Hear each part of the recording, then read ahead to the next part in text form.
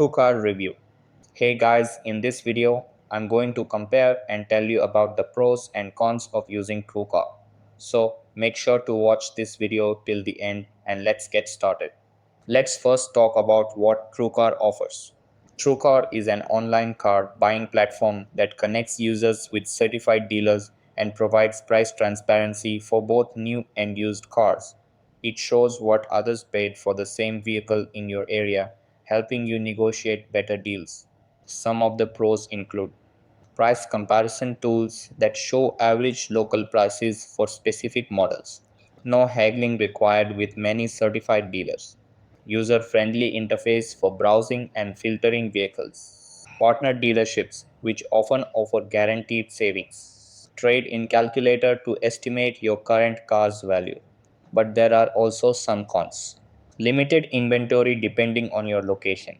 Leads to dealer follow-up, meaning you might get a lot of calls or emails. Prices shown may not include all fees such as taxes or add-ons.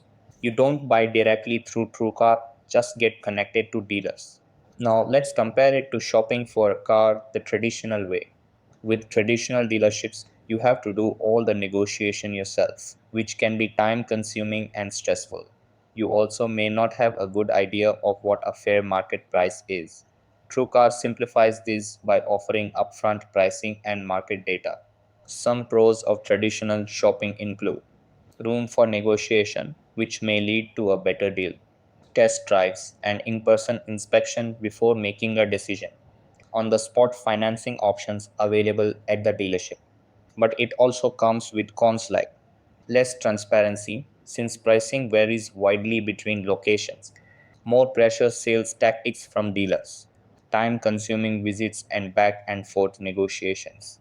So that's basically the main differences are between using TrueCar and going through the traditional car buying process, which will help you in choosing the right one for you.